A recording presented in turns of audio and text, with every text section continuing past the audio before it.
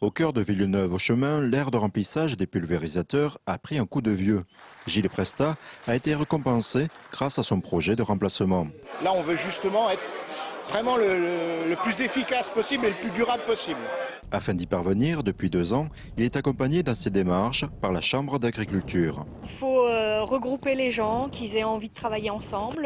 Après, ce sont des dossiers qui financièrement sont lourds, donc il a fallu déposer un dossier de demande de financement à la région. Les agriculteurs ont choisi de faire un puits et ça a un peu alourdi le dossier puisqu'il fallait faire aussi une demande d'autorisation pour avoir un puits et une enquête, une étude d'impact. La première innovation de ce projet d'aire de lavage consiste à veiller sur l'environnement lors des manipulations des produits phytosanitaires. Alors en fait, on parle d'une aire qui sert au remplissage et au lavage. Et ce qui est important pour le remplissage, c'est de sécuriser cette phase parce que si on a un souci et qu'on laisse échapper un bidon ou que lors du remplissage il y a du débordement, c'est du produit quand même relativement concentré qui peut déborder. Et ça provoque une pollution ponctuelle. Donc là, si on a une aire, on récupère le débordement et on peut le traiter. Deuxième innovation, l'aire de lavage sera utilisable par les habitants de la commune. Cette décision a été prise à l'unanimité par les 7 agriculteurs qui collaborent sur ce projet. On considère que si nous, les agriculteurs, ne polluons pas, il faut aussi que les ruraux ne polluent pas. Donc il fallait qu'on les accepte sur nos terres.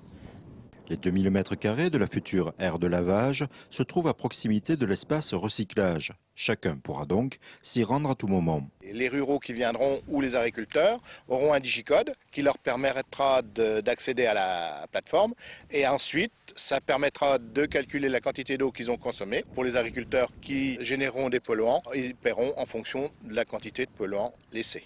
La région finance en partie les 150 000 € nécessaires à l'installation de cette aire, dont les plans sont établis. La partie rose permet aux particuliers ou aux agriculteurs à laver le matériel, c'est-à-dire une benne, une auto, une tondeuse, des choses comme ça. Puis dans la partie bleue, c'est là spécifique pour les agriculteurs, pour remplir leur pulvé, pour laver leur pulvé et ensuite, s'ils ont des surplus de produits, venir les mettre, les fonds de cuve qu'on a en général dans les pulvés, venir les mettre pour qu'ils soient stockés et ensuite retraités. L'étude de la Chambre d'agriculture a permis de choisir une cuve de récupération des eaux souillées de 10 000 litres.